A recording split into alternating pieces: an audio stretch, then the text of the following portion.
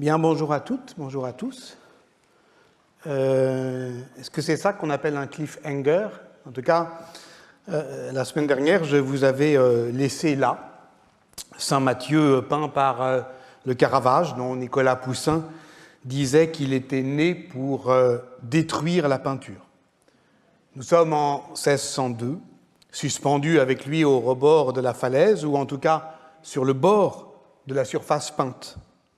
Un banc est placé là, l'évangéliste a posé un genou sur lui, car il est tout entier hissé, aspiré par l'ange qui l'inspire, et tout avec lui, depuis 1602, retient son souffle. Va-t-il tomber avec nous ou se maintenir en équilibre? Il bascule, il ne bascule pas, il bascule. Et on avait dit que ce lieu est notre lieu. On le nommera donc lieu de pouvoir, car il nous met en demeure de considérer le politique comme ce seuil d'indétermination où les choses adviennent ou non, selon le hasard et la nécessité. Je vous avais donc laissé là, c'est-à-dire que je vous ai pas vraiment laissé en plan. Ça, c'est autre chose. C'est même l'inverse quand on y songe. Si je dis laisser en plan, d'ailleurs, je n'évoque pas la surface lisse et plane ou le plan cartographique, mais le plan P-L-A-N-T végétal. En fait, je vous plante là, alors que justement, ce qu'on a essayé de montrer la semaine dernière, c'est que cette spatialité médiévale, on ne pouvait pas vraiment s'y enraciner. Elle n'était ni lisse ni stable. J'ai tenté de définir, donc, bref, rappel de l'épisode précédent, cette première grammaire de la spatialité médiévale, non pas un territoire lisse et plan, homogène et de plein pied, je veux dire toujours contemporain à lui-même, mais au contraire un espace hétérogène, discontinu, polarisé, au sens où chacun de ces lieux n'est pas affecté par la même valeur, la même intensité, et où sa surface est faite de temporalités disjointes que j'ai appelées avec Georges Perec une surface plurielle d'événements. Le lieu est donc aussi un fait de langue, et voilà pourquoi, depuis le XIe siècle, les sources médiévales usent également du terme locus pour désigner la cellule de base de l'espace habité, celle dont les pouvoirs doivent précisément établir l'état des lieux, celle sans quoi on n'est sans feu, ni lieu, sans foi, ni loi. Mais pour l'établir, il faut la dire, et l'expression fondamentale est donc ici in loco qui dicitur, dans le lieu dit, ou vocatur, le lieu appelé. Dans le latin médiéval, donc, locus est au sens propre un lieu commun qui peut désigner une église, une tombe, une niche, un domaine indifféremment, mais qui, quelle que soit l'échelle de ce qu'il signifie, dit une portion d'espace valorisé. Et voilà pourquoi, si nous, davantage d'ailleurs que dans la neutralité du latin classique, ancrage spatial et distinction sociale. Locus, pouvant désigner dans le latin des chartes l'office d'une personne ou même son rang social. Et voilà pourquoi la semaine dernière, on avait le sentiment, en faisant au fond la topologie des pouvoirs, de décrire véritablement l'assise de ce qu'est le pouvoir au Moyen-Âge. Cette conception de la topographie comme un champ social qui rappelle que topos désigne à la fois une portion d'espace et un lieu commun du discours, trahit évidemment une matrice mnémotechnique de la pensée médiévale des lieux. Tous les palais sont des palais de mémoire. Et si tous les lieux de mémoire ne font pas lieu, certains tenant lieu des espaces dont ils s'absentent, Rome n'est plus dans Rome, il n'y a de lieu que de mémoire. Dans un livre récent intitulé « Ici et là, une philosophie des lieux », Étienne Elmer, le philosophe Étienne Elmer, fait justement remarquer que la philosophie contemporaine a plus à faire avec l'espace, avec le cosmos, avec le monde en général, qu'avec la singularité du lieu, en tant que notre expérience du lieu est constitutive de notre être là. C'est toujours ici que nous sommes là, ici, et pas ailleurs. Or, nos hantises contemporaines, nous sommes délocalisés. Nous craignons en fait d'être disloqués, c'est-à-dire étirés, étalés, séparés de nos lieux, oblige à reconsidérer en philosophie cette topologie, soit au sens propre, cette science des lieux, ne serait-ce que pour contester la notion, on y reviendra, anthropologique, enfin de l'anthropologie du contemporain, de non-lieu, qui n'exprime rien d'autre au fond que le dédain de l'observateur, et pour réarticuler localisme et universel. D'ailleurs, dès lors, au fond, la véritable question politique, c'est comment occuper les lieux de telle manière qu'ils ne prennent pas possession de nous. Car si, comme l'écrit Achille Mbembe, l'on ne peut guère habiter un lieu sans se laisser habiter par lui, on doit aussi tâcher de ne jamais lui appartenir corps et âme. Et c'est ce rapport entre l'emprise et la déprise qui fait la philosophie d'un pouvoir rapporté à ces lieux. C'est donc sans doute pour ces raisons de philosophie politique et parce que il me semble que la forme d'histoire des pouvoirs que je tente ici même de défendre et d'illustrer ne consiste pas à dire ce qui règne, ce qui commande à l'ordre du temps, mais au contraire ce qui est susceptible toujours d'y contrevenir. C'est pour cela donc que j'ai choisi, la semaine dernière, de prendre le parti de ce qui, dans l'image des très riches heures du duc de Berry qui nous arrêtait, était au bord de basculer. Alors, nous nous sommes demandé si la géographie de ces lieux de pouvoir pouvait inspirer une lecture à la fois plus mélancolique. On ne visite pas les assises de la puissance, on prend au fond rendez-vous avec la promesse d'une déchéance, plus mélancolique et plus dynamique. On ne se contente pas de dire en quoi tient la société médiévale, à quoi elle tient, comment elle tient, mais en quoi elle ne tient pas en place. C'est-à-dire en quoi, fondamentalement, elle ne paraît robuste que parce qu'elle offre toujours la possibilité d'un ailleurs. Ce principe d'instabilité doit compliquer la conception, à mon avis, trop robuste, trop figée, trop hiérarchique que l'on se fait ordinairement du système ecclésial médiéval en tant qu'il serait la matrice de l'ensemble du système des pouvoirs. Et d'ailleurs, dans le dernier numéro de la revue Cahiers de recherche médiévale et humaniste, qui vient de sortir il y a quelques semaines et qui fait le bilan du programme du LAMOP, de recherche du LAMOP sur le locus précisément, Didier Méhu, dont on avait parlé la fois dernière, lui-même dresse un bilan plutôt mitigé, plutôt désabusé de cette veine historiographique, notant l'indétermination fréquente entre lieux sacrés et espaces liturgiques et regrettant que l'on ne tienne pas assez compte de ce paradoxe constitutif des dispositions sociales au Moyen-Âge et qui consiste en ceci que c'est la proximité avec Dieu qui détermine le classement des personnes, ça c'est entendu, des personnes d'ailleurs aussi des activités et des lieux même, être au plus proche de Dieu, c'est s'élever dans la hiérarchie, mais comment s'approcher de celui qui justement est hors du temps et de l'espace. Depuis la chute, l'homme a perdu l'imago, il a perdu la similitudo Dei, il ne peut donc penser son rapport à Dieu que sur le mode non pas de la similitude, mais de la présence, et d'une présence impossible qui est précisément médiée par le signe.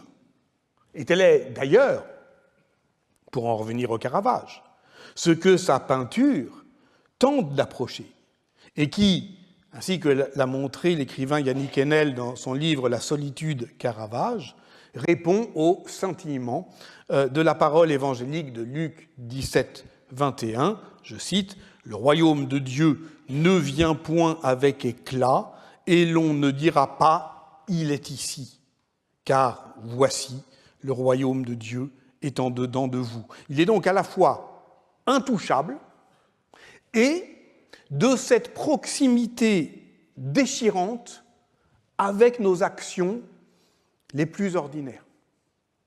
C'est évidemment toute la beauté poignante de la peinture du Caravage de montrer cette bascule entre le si proche et le irrémédiablement lointain. Tel est le lieu de tout pouvoir, à la fois inaccessible et à portée de main. Voilà pourquoi il est utile, pour se relancer aujourd'hui, de jeter un dernier coup d'œil depuis l'éminence de la tentation du Christ. On avait vu que c'était 3 tentations en une, qui donnent à voir ce que j'appellerais volontiers l'évidence topographique du surplomb. Qu'est-ce qu'on fait quand on monte dans les arbres? Qu'est-ce qu'on fait quand on voit les choses de haut? Il n'y a, au fond, qu'un seul lieu de pouvoir, qui est celui du point haut. Monter sur la montagne et voir la plaine, tel est, disait Machiavel, à l'orée du prince, le privilège des puissants.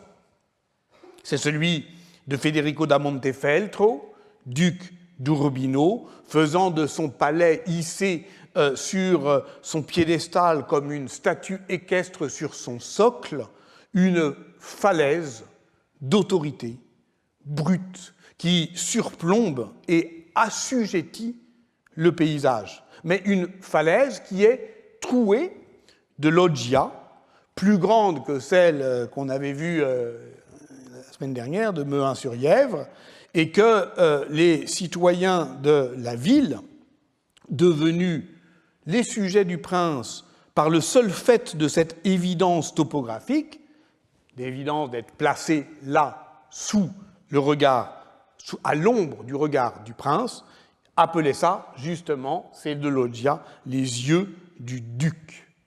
Et évidemment, dans le fameux diptyque de Piero della Francesca qui donne à voir le duc et sa femme, déjà morte à ce moment-là, avec effectivement un double effet de présence qui se découpe sur le paysage, dont l'architecture même de leur palais permet de construire l'emprise.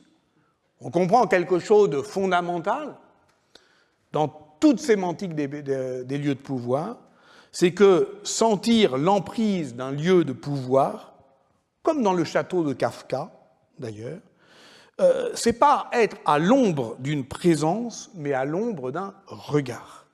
Un lieu de pouvoir est cela même qui vous fait lever les yeux vers ce qui vous regarde. Croyez-vous. Et peu importe, d'ailleurs, que le prince dorme, ne soit pas là, etc. On est sous l'ombre peu bienveillante des yeux du prince. C'est Walter Benjamin, d'ailleurs, qui disait les choses ainsi pour décrire avec Kafka cette puissance vide de la loi, une puissance ouverte. Ce qui nous empêche d'entrer dans le château, c'est que la porte est ouverte. Alors on est littéralement enfermé à l'extérieur et on subit effectivement l'être en vigueur sans signifier, c'est-à-dire cette loi qui est en vigueur, qui se transforme en force de loi, dont la puissance est de naître et de ne pas être, enfin de pouvoir ne pas se déclencher, et sous lequel il n'y a que la vie nue. Giorgio Agamben, dans Homo Sacer, commente la correspondance entre Walter Benjamin et Gershom Scholem, qui donne justement à cet assujettissement le mot médiéval de bon, de pouvoir banal, au sens où ce pouvoir aussi devient ordinaire et entre dans nos existences de manière d'autant plus tangible, d'autant plus efficace qu'il est insoupçonné. Et Benjamin, et c'est important parce que c'est ça le point de bascule, hein, c'est-à-dire le moment, le point de bascule où l'assujettissement entre dans l'ordinaire des choses, devient proprement banal. Et Benjamin a alors cette formule que je trouve bouleversante et qui nous arrange un peu comme médiévistes, c'est la vie telle qu'on la mène au village au pied d'un château. Et ça, c'est le bon dont on serait bien inconséquent de penser que parce que nous ne sommes plus au Moyen-Âge, nous en sommes aujourd'hui délivrés. Parce que c'est ça, en fait, un regard souverain. Il surplombe sans écraser. Il frôle et froisse le réel à bonne distance. Il maintient le monde à sa portée. Il nous tient à l'œil, littéralement. C'est-à-dire qu'il tient en respect, mais aussi, comme dirait un tireur embusqué, qu'il nous tient en joue. Lisez les contes. Lisez ces seuls textes qui disent le vrai sur la force politique, et vous comprendrez ce lien secret qui se noue entre l'emprise et la miniature. Et il suffit d'aller, par exemple, aujourd'hui au musée des Beaux-Arts de Lille, où sont les plans reliefs de Vauban, pour saisir ce rapport entre le pouvoir et la miniature. Il n'y a de puissance que dans le détail, et les grandeurs du pouvoir se mesurent à sa capacité à nous transformer en Lilliputiens. Faut-il, pour le comprendre, s'élever aux hauteurs des rois et faire comme Gulliver de l'île une île? Pas nécessairement, il suffit effectivement de se souvenir, je l'ai dit, que la première collection de plans reliefs, créée à l'initiative de Louvois, est contemporaine de ce fragment de Pascal dans les Vanités, 1669, et que ses éditeurs appellent justement « Faiblesse de l'homme », et qui dit ceci: « Il n'y a qu'un point indivisible qui soit le véritable lieu.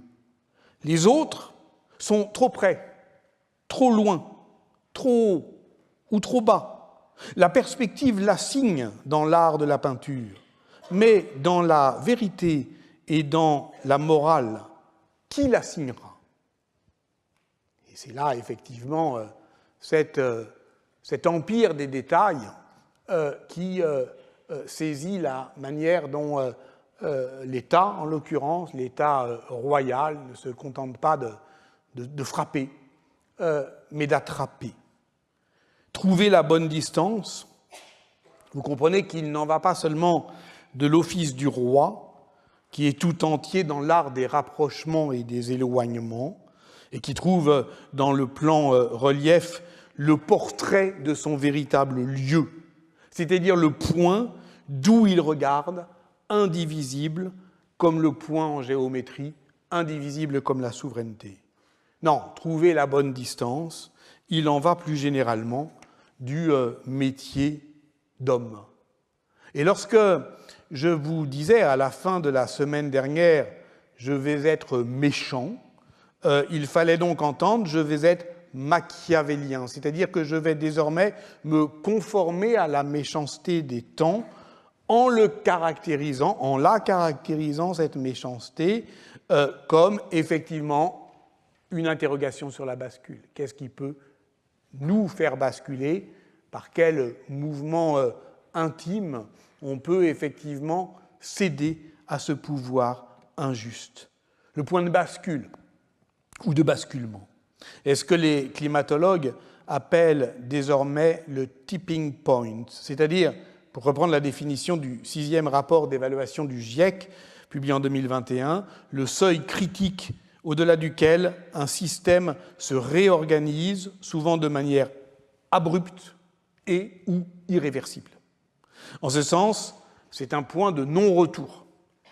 Toute notre hantise contemporaine politique réside dans l'analogie formelle, et il faudrait ici évoqué ce que mathématiquement la théorie des catastrophes conforme de ces deux hantises, entre le tipping point des systèmes naturels et environnementaux et le tipping point des systèmes sociaux, c'est-à-dire de ce que Ivan Illich appelle le seuil critique, en se souvenant précisément que si ce seuil est critique, ce n'est pas seulement parce qu'il enclenche de l'irréversible, mais parce qu'il recouvre un angle de repositionnement au-delà duquel il n'y a plus d'intérieur et d'extérieur, et toute conversion individuelle, tout phénomène singulier devient commun.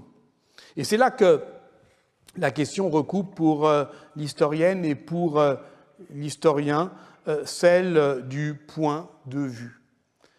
Et c'est celle, au fond, que je me pose chaque année. Par où il faut commencer? Par où commencera-t-on cette fois-ci?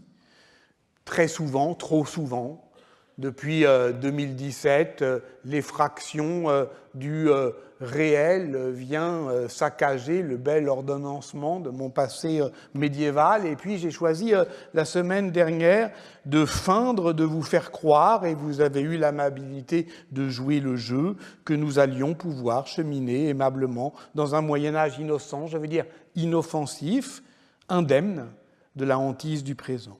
Mais tout, évidemment, nous y ramenait, y compris dans la mélancolie ursine de Jean de Berry. Dès lors, je me dois aujourd'hui de vous dire ce qui, personnellement, m'amène à ce sujet. Personnellement, puisque c'est ça la bascule. Je pourrais me contenter de dire, et je le dirai à partir de la semaine prochaine, que j'ai choisi cette année de rendre visite en une tournée qui n'est pas encore une cérémonie des adieux, à un ancien terrain d'enquête, en fait mon premier, en vérité, comme je commencerai à le dire la semaine prochaine, je tâcherai donc de ne pas m'attendrir sur ce temps passé. Ma thèse avait 20 ans et je ne laisserai personne dire que c'est le plus bel âge de la vie pour une thèse. D'ailleurs, elle n'avait pas 20 ans, elle en a 30. Et pour compliquer un peu cette généalogie, je pourrais prendre appui sur quelques lieux de cet enseignement, ici même, depuis 10 ans, et je montrerai, par exemple, dans une autre séance, que mon ambition théorique cette année est en fait de reprendre le fil interrompu exactement par le Covid en mars 2020, parce qu'à ce moment-là, au moment où tout s'est arrêté, je faisais cours sur les notions d'expérience et de narration, et j'esquissais alors une théorie générale des lieux d'invention du politique à travers ce que j'avais appelé une politique des emplacements, des déplacements et des espacements. C'était une sorte de bouteille jetée à la mer, et je crois qu'elle n'a rejoint aucun rivage, ça n'a intéressé personne, alors je vais sans doute la repêcher pour qu'elle s'échoue ailleurs. Essayer, rater, essayer encore, rater encore, mais rater mieux. Comme le disait Samuel Beckett dans Cap au pire, c'est la meilleure définition de l'expérimentation historiographique. Ensuite, après, une fois guéris du Covid, nous avons été frappés par la peste. J'en profite pour vous dire que le livre issu de ces 2 ans d'enseignement va sortir ce mois-ci sous le titre « Plein d'allants de peste noire ». Puis, les 2 dernières années, nous eûmes l'amour après la peste. C'était aussi une manière de faire l'histoire d'une puissance de renversement, avec cette idée centrale qu'une société qui fait du langage de l'amour le discours recteur de l'ordre politique ne s'agence pas sans danger. Surtout lorsque nous passâmes des politiques de l'amour au sexe du pouvoir, c'est-à-dire, là encore, à cette puissance de renversement qui est propre effectivement à l'obscène.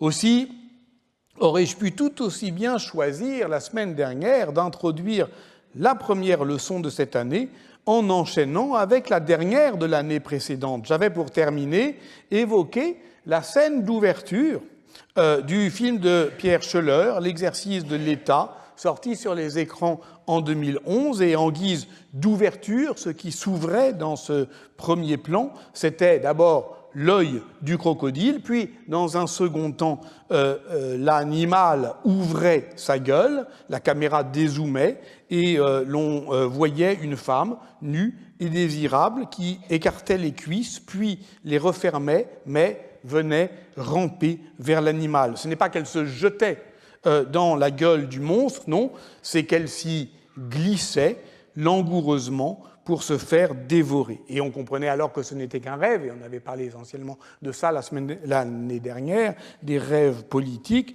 le rêve du ministre des Transports, évidemment, et on avait parlé de cela essentiellement, un rêve auquel l'arrache son directeur de cabinet pour lui dire il y a eu un accident, et il y a des morts.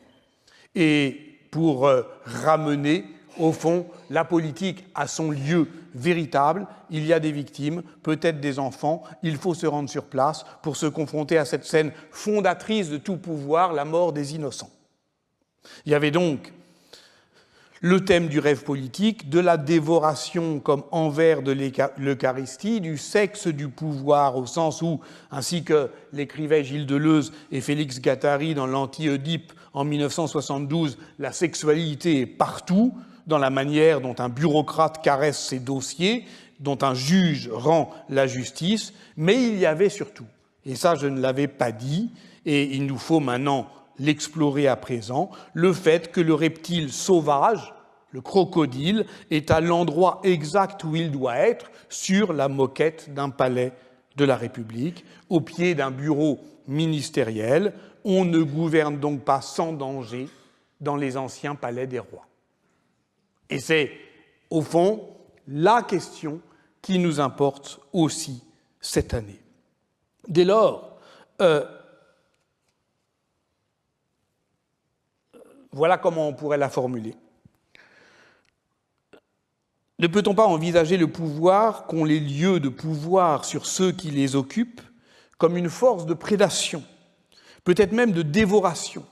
Et comment alors décrire la manière dont peuvent se resserrer les mâchoires de ce piège? Maintenant, je vous dois un aveu.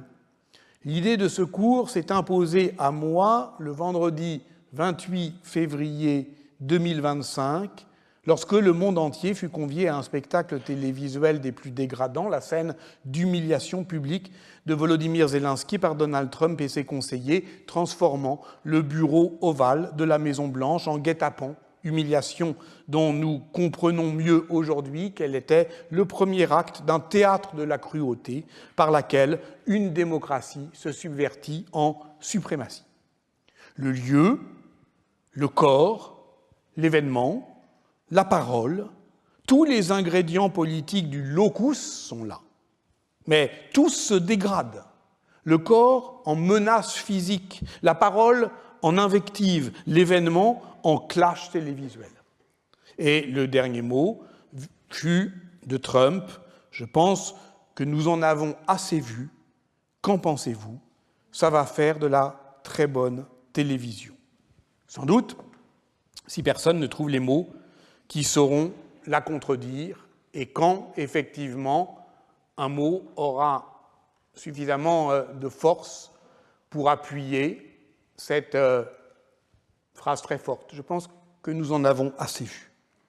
Mais attachons-nous au lieu de pouvoir qui subit ici l'affront, et qui subit quelque chose comme une profanation rituelle, qui est en somme le pendant des scènes de l'assaut du Capitole par les partisans de Donald Trump le 6 janvier 2021, ou plus exactement son renversement symbolique, puisque contrairement à ce jour-là, c'était les occupants légitimes qui détruisaient l'harmonie cérémonielle des lieux qui, normalement, nous intiment l'ordre de nous tenir. Ça sert à ça, normalement, un lieu de pouvoir. Un mot sur ce lieu. Le bureau ovale est logé, vous le savez, dans l'aile ouest de la Maison-Blanche, qui, depuis sa construction, 1792-1800, est conçu comme un palais présidentiel. Et, au fond, le corps intérieur du bâtiment, son décor également, demeure assez fidèle à l'agencement initial, faisant signe vers cette période de de référence de la déclaration d'indépendance qui fait, au fond, toujours des Américains, normalement, les fils très obéissants du siècle des Lumières. Stylistiquement, les modèles architecturaux sont à chercher du côté des grandes demeures patriciennes de la côte Est. Si on était en Angleterre, on parlerait de style géorgien. Ici, on parle de style néo-palladien, du nom évidemment de Palladio, qui est l'architecte de la volte-face du patriciat vénitien au XVIe siècle, qui prend possession justement de la terre ferme et qui met en espace cette prééminence sociale et territoriale à partir effectivement de ce rythme architectural apparemment immuable. Reconstruite en 1901, la West Wing, l'aile ouest, est un pastiche de ce style, notamment par ses ornements, les portes à frontons triangulaires, les bibliothèques. Bon, alors évidemment, Trump a enlevé les livres et mis des casquettes qui disent qu'il sera encore président en 2028 et que, terrifiés, ces visiteurs sont obligés d'admirer. Apparemment, c'est une pièce qui n'est pas très impressionnante, hein. Elle fait 75 mètres carrés, mais elle est très haute de plafond, 7 mètres, et elle fut largement réaménagée pour les besoins de la télévision dans les années 60 par le couple Kennedy. Et il est difficile d'ailleurs aujourd'hui de dissocier la perception qu'on a de son rôle narratif dans la culture visuelle de notre temps et évidemment de sa place dans les séries, les films, etc. Au fond, il y rentre une sorte de mise à distance qui nous permet, au fond, de comprendre comment un lieu peut conformer par avance le comportement qu'il est susceptible de provoquer. C'est un bureau d'apparat, exactement comme le bureau, ce qu'on appelle le bureau doré au palais de l'Élysée, qui n'est pas un lieu fonctionnel, qui est un lieu de représentation.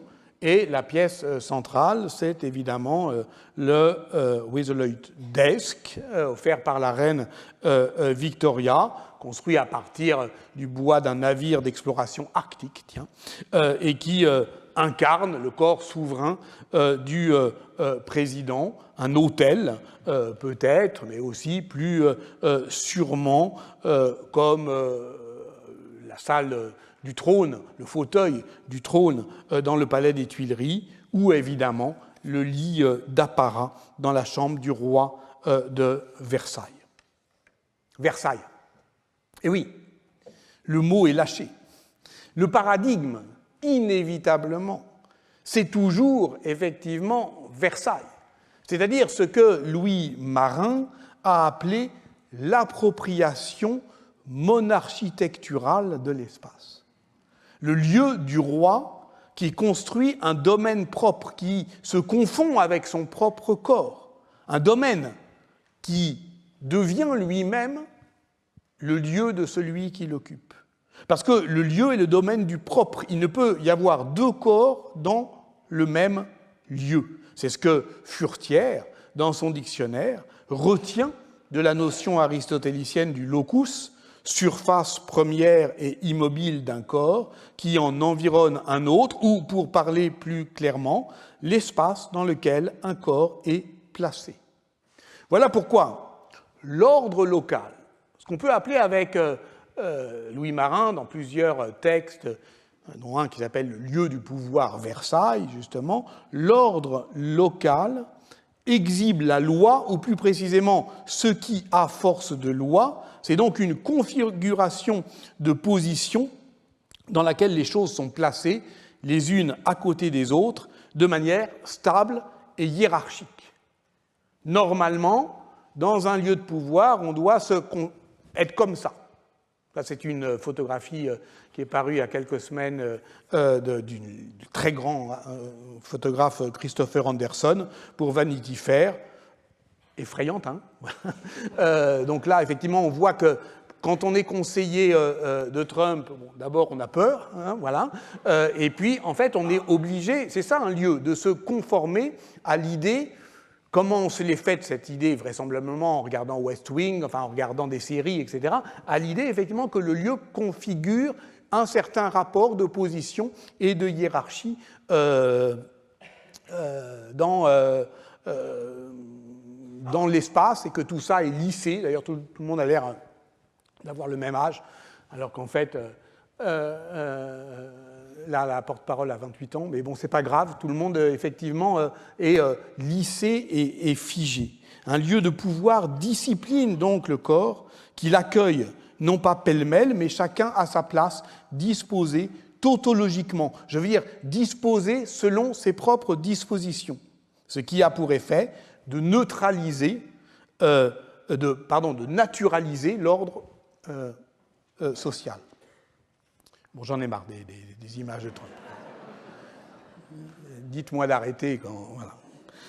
Cet effet de domestication du corps, dompté, n'épargne pas le roi lui-même. C'est ça, en fait, qui est intéressant. Au contraire, c'est lui la principale cible. De Versailles, écrivait Louis Marin, Louis XIV est l'archi-architecte, en tant qu'il est lui-même architecturé par sa construction, qu'il est édifié par ce qu'il a lui-même bâti. Il devient par conséquent lui-même l'absolu du pouvoir politique. C'est une machine à dompter toute ambivalence par la stricte équivalence qu'elle pose entre le pouvoir et sa représentation, le visible et lisible, et le lisible soumis à un principe d'interprétation intangible. C'est ici, et ce n'est pas ailleurs, c'est ainsi, et pas autrement, comme l'écrit Félibien, grand théoricien de l'art et courtisan accompli. Le programme de la visite de Versailles, il est clair, il est simple, il est impérieux, il faut partout lire le soleil et Apollon. Il faut partout lire. Cette notion de locus, donc, comme point de mémoire et de lecture, est très utile à ce moment-là, en tant qu'elle, vous l'avez compris, noue le corps, l'événement, de manière théâtrale, comme une révélation, une épiphanie. Dans l'ordre classique, le pouvoir frappe l'œil, assujettit le regard, et l'arrière-fond sombre du pouvoir, comme le dit Gilles Deleuze, n'est pas une façade, mais une machine à effet. Et Louis Marin commentait notamment ce texte extraordinaire et bien connu, où Louis XIV décrivait lui-même la juste manière, il n'y en a pas deux, il n'y en a qu'une, de visiter les jardins de Versailles. En sortant du château, par le vestibule de la cour de marbre, où on ira sur la terrasse, il faut s'arrêter sur le haut des degrés pour considérer la situation des parterres. Le « il faut » est superbe, comme est impérieux le « on ira ». Le monarque feint de partager cette position de surplomb qui est normalement son privilège et sa souveraineté. On peut aller voir de l'endroit où il nous voit, mais c'est un parcours obligé qui se caractérise à la fois du point de vue du trajet de sens par sa totale sécurité et sa définitive certitude. Le mouvement même de ce voyage narratif est passé sous silence. On va, sans effort apparent, de station en station. On descendra l'Apollon, où l'on fera une pause. Ensuite, hop, on sort là, on s'arrête, on regarde, et surtout, on se tait. Et on écoute. Assujettissement, je cite Louis Marin, assujettissement du visiteur-spectateur, dans une sorte d'obligation, d'imitation de l'œil du maître et de son regard. Quiconque est entré dans un lieu de pouvoir guidé par le maître des lieux comprend ce que je veux dire.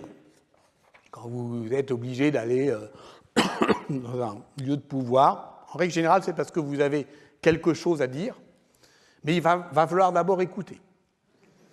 et écouter quelqu'un qui dit « moi je suis là, je ne suis pas chez moi, hein, évidemment, c'est à vous tout ça », et qui se met à raconter l'histoire, dites donc, et interminablement. Et donc qui est effectivement a emprise, au fond, sur le récit, précisément, apparemment justifié par une déprise de sa propriété. Les lieux rendent bavards ceux qui les occupent. Alors, on écoute et on attend que ça se passe.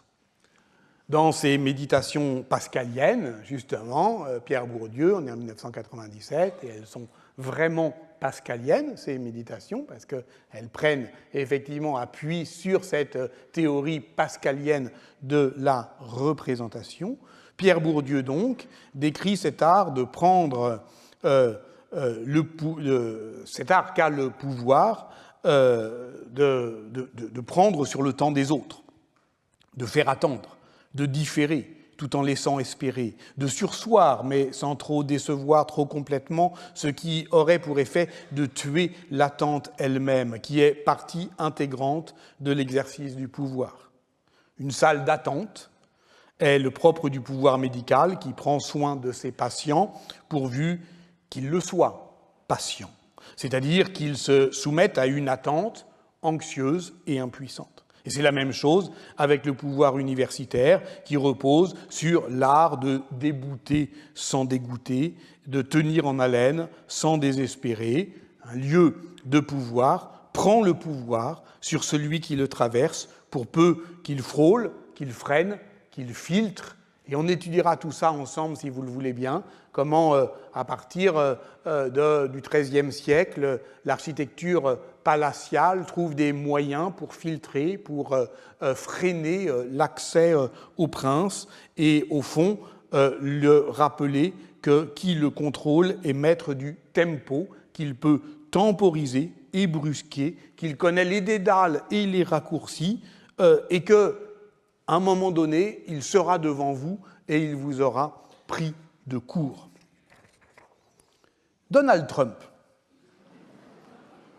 s'est lui-même attaqué à la Maison-Blanche, mais attaqué au bulldozer en détruisant l'aile Est. Le bureau ovale est à l'opposé dans la fameuse West Wing. Cette aile Est qui était construite en 1902, rénovée en 1942 pour couvrir un bunker souterrain, abriter des bureaux et les appartements de la Première Dame. Le projet consiste à construire, vous le savez, à la place, une gigantesque salle de bal de 8000 m², donc c'est 3 fois plus grand. Donc ça déséquilibre l'ensemble. Inutile de préciser qu'aucune norme architecturale de protection du patrimoine culturel n'a été respectée, mais en fait, il s'agit d'un projet financé sur fonds privés, ce qui revient donc à privatiser un bâtiment public, et qui se caractérise au moins de deux manières. Que là encore, j'utilise comme grammaire et qu'on va trouver très fréquemment au Moyen-Âge. Un changement d'échelle et une mutation stylistique. Le changement d'échelle, sa première caractéristique, c'est la forme élémentaire de la rhétorique de la puissance pour un lieu de pouvoir qui est celui de la consommation d'espace. Un rapport à la prédation de l'étendue, si vous voulez.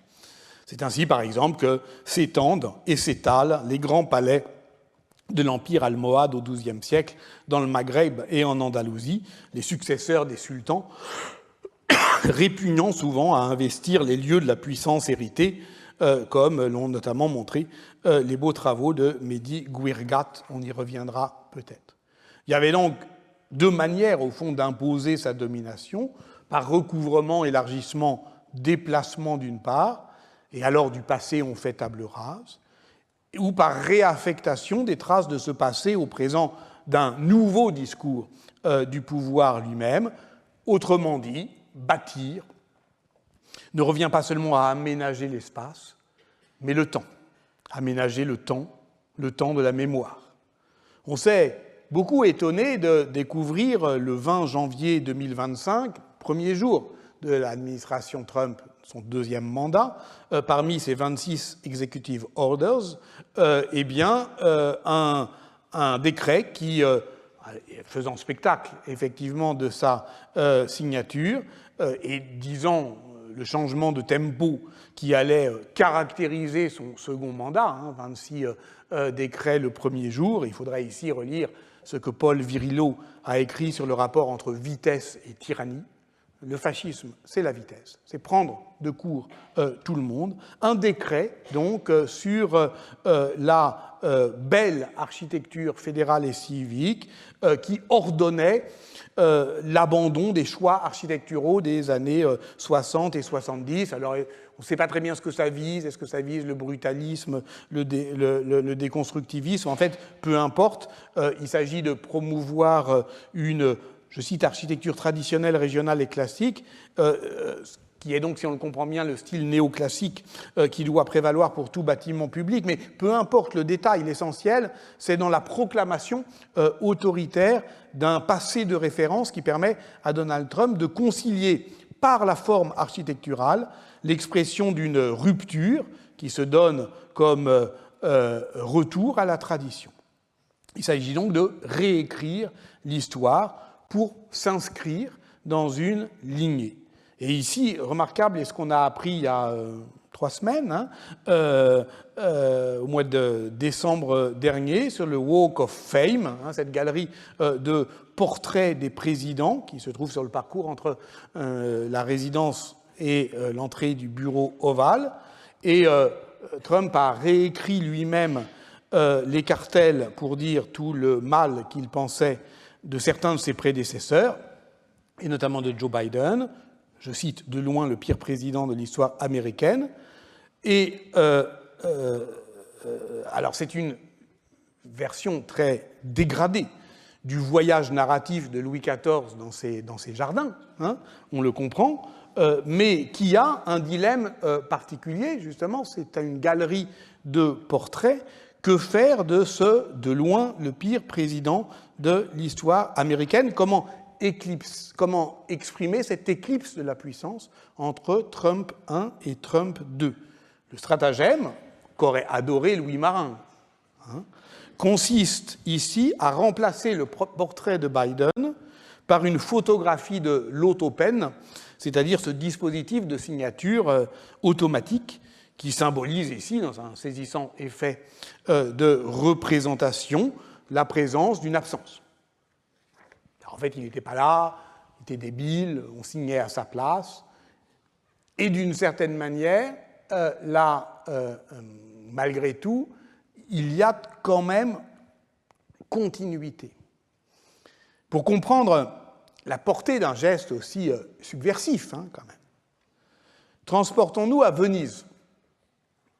Ça va nous laver un peu les yeux. Entrons par exemple dans le palais des Doges et accédons à la salle du Grand Conseil, achevée en 1362 et dont le programme de peinture politique ne nous est connu que de manière indirecte et textuelle, puisque le palais a brûlé en 1572, même si sa restauration, évidemment, maintient la fiction d'un passé continué. Et ce passé continué, c'est, vous le voyez en haut, tous les portraits des doges qui, de 1297 à 1797, eh bien, incarnent la stabilité de l'État, incarnent la fiction sur les parties hautes de cette salle majestueuse de la pérennité de Venise, le doge étant ce prince républicain que les Vénitiens cernent à la fois d'une aura de gloire et d'une méfiance ininterrompue. Là, on a un très bel exemple de ce que c'est effectivement qu'un régime qui se méfie terriblement de ses dirigeants au point de les enfermer dans des lieux qui leur disent à ces personnes élues, les doges, le doge, c'est pas le doge d'Elon Musk, c'est le doge du duc de la Lagune, tu n'es rien par rapport à ce qui t'environne, par rapport à ce qui t'a précédé, par rapport à ce qui te succédera, par rapport, au fond, à tout ce qui doit t'intimer lors de te tenir. Et normalement, quand ça marche, il n'y a pas de révolte. On essaye de limiter, en fait, par le faste. Pour ça, ça peut servir à ça, un lieu de pouvoir. Ben, on peut toujours y croire. C'est une prison dorée, au sens propre. Bon. Et donc, l'idée, c'est que normalement, il n'y a pas de conjuration à Venise. Il y en a eu. En 1310, la conjuration Tiepolo-Querini, une des rares tentatives vénitiennes de conquérir le pouvoir par une faction, un doge. L'expérience est si traumatisante qu'elle devient constitutive de la conscience civique vénitienne. Tous les ans, on célèbre l'échec de cette conjuration par une procession, et on a créé le Conseil des 10, qui est le symbole de la puissance de l'État vénitien, ce tribunal d'exception, ce conseil qui met en scène son omniprésence, son omniscience, qui est le secret de l'État, mais un secret qu'on exhibe savamment pour s'imposer aux esprits. Et il est reconduit ensuite en 1355, où il devient permanent, pérennisé par une autre conspiration, celle du doge Marino Falière. Marino Falière est un doge qui, en 1354, a voulu, depuis la fonction qu'il exerçait dans le palais du doge, assumer un pouvoir autoritaire. On l'a décapité. Et est-ce qu'il est dans la lignée des portraits de doge, ce 55e doge de Venise? Non, il ne vient pas briser la lignée, il l'interrompt pour la relancer. Son portrait n'est pas ôté, mais son visage voilé de noir, avec l'inscription « Hic est locus sir Marini Falieri decapitativi ». C'est ici est le lieu où il s'est fait décapiter, ce qui est évidemment faux, ce n'est pas au plafond qu'il s'est fait décapiter, mais c'est le locus, effectivement, comme lieu rhétorique. Ist est locus. Un lieu de pouvoir est aussi celui où l'on ramène toujours symboliquement ceux qui prétendent échapper à son emprise. Ceux qui, d'une certaine manière, ceux qui lui ont désobéi, ceux qui ne se sont pas laissés architecturer, dompter par le lieu. C'est l'hypothèse centrale que je tenterai de travailler cette année. Il existe une efficace propre aux lieux de pouvoir qui conduit les conduites politiques de ceux qui prétendent les occuper et sont en fait occupés par eux. Un lieu agit à distance du temps comme de l'espace, et le pouvoir du lieu de pouvoir peut donc être différé. Versailles est une machine qui, aujourd'hui encore, est en parfait état de marche. D'où la tentation de tout pouvoir autoritaire qu'on peut appeler absolutiste au sens où il consiste à se délier, à lâcher les amarres, disons à se délocaliser, si l'on comprend par là échapper à l'emprise du lieu. Qu'un président de la République française, par exemple, déserte trop le palais de l'Élysée et passe trop de temps dans la résidence de la Lanterne, à Versailles, cet ancien pavillon de chasse du parc de Versailles que Nicolas Sarkozy a soustrait à l'usage du Premier ministre, et on s'en inquiétera, car c'est un lieu éloigné, car c'est un lieu discret, car c'est un lieu qui échappe trop ostensiblement au jeu de regard du spectacle palatial. Là encore, c'est un secret qui s'exhibe, et l'on s'inquiétera d'une dérive monarchiste du pouvoir. En fait, on attend encore des palais de la République qu'ils architecturent ceux qui les occupent.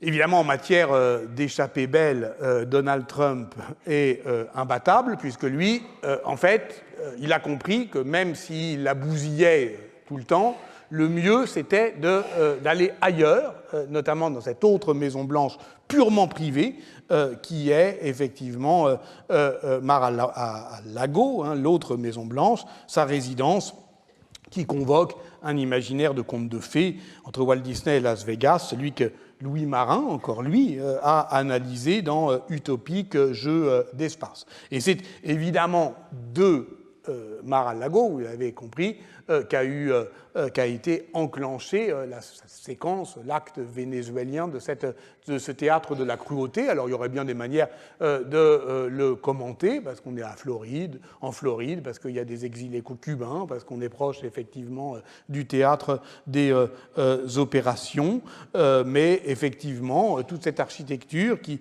manifeste avec candeur la violence de l'argent, je parlais de l'agence la semaine dernière, est hautement symbolique. Et puis, on parlait des villas palladiennes. Et les villas palladiennes sont des résidences qui sont aussi domaniales, c'est-à-dire qui doivent aussi être saisies dans leur fonction économique, sauf qu'ici, ce qui est cultivé, ce n'est pas la terre, comme dans une villa romaine, mais l'économie de l'influence, le clientélisme, comme aussi d'ailleurs dans une villa romaine. Parce que ce qui fait de Mar-a-Lago une poche de pouvoir, encore un concept que j'essaierai de développer notamment dans l'architecture princière du XIVe, XVe siècle, dès lors qu'elle met en beauté la ségrégation urbaine, c'est qu'elle rassemble autour du prince tous les clients. En fait, ce qui en fait une poche de pouvoir, c'est que Mar-a-Lago, juridiquement, c'est un club où, effectivement, on paye l'entrée. Et un club qui vous permet d'approcher le pouvoir, notamment dans ce nouveau rituel de marquage territorial, qui n'est pas la chasse au vol, comme on l'avait vu la semaine dernière, mais qui est le golf. Rappelons que Donald Trump a passé, lors de cette première année de son second mandat, un tiers de son temps à jouer au golf. À jouer, ou plutôt d'ailleurs à tricher, comme le raconte ce livre assez hilarant d'un célèbre chroniqueur sportif américain, donc le tricheur en chef, mais c'est le jeu de mots est intraduisible, c'est-à-dire, voilà, même il ne peut pas s'empêcher de tricher. Ce qui est intéressant aussi dans le fait de falsifier des lieux de pouvoir. On serait tenté, là encore, d'évoquer l'analogie, donc cette place des golfs dans les lieux de pouvoir. Il en a beaucoup, quand même, c'est les siens, aux États-Unis, et puis également dans le monde. Et qui, évidemment, l'analogie, donc, disais-je, avec la cour itinérante des souverains médiévaux et modernes, et il existe bien une diplomatie du Golfe dans le monde trumpiste, puisque sa géographie est désormais mondiale. Une diplomatie du Golfe dont la dernière scène, là aussi très spectaculaire, eut lieu en Écosse, à Turnberry, dans l'un de ces golfs. Trump avait piégé, en fait, la présidente de la Commission européenne et ses négociateurs pour discuter de l'accord sur les droits de douane frappant les exportations européennes, dans ce lieu donc qui est en Europe, mais appartenant à Trump, et Ursula von der Leyen dut accepter un tarif de 15% sous la menace du pire, et fut surtout sommée de s'en réjouir, déclarant que c'était un bon accord, se prêtant au jeu de cette théâtralité du pouvoir où le lieu conforme le geste et oblige le vaincu à adopter le rituel du vainqueur. C'est évidemment un cliché terrifiant de la vassalisation européenne, heureuse, la vassalisation heureuse, qui a été postée sur les réseaux sociaux par Ursula von der Leyen, ce qui est une grave faute morale, ce que semble comprendre Sabine Weyand, qui est une grande négociatrice de la communauté européenne, celle qui avait négocié le Brexit, directrice générale du commerce à la Commission, et qui, avec sa conseillère, deux femmes, ne se prête pas au jeu. Inévitablement, lorsque l'on évoque la soumission d'Ursula von der Leyen face à Trump cet été, l'incorrigible médiéviste que je suis ne pense pas à Munich, mais à Canossa, et à ce jour du 25 janvier 1077, où l'empereur Henri IV, roi des Romains, grelotte, pieds nus, dans la neige, attendant que le pape lui ouvre son château. Il a franchi les Alpes, comme jadis Charlemagne, tantôt à quatre pattes, tantôt en s'agrippant aux épaules de leur guide.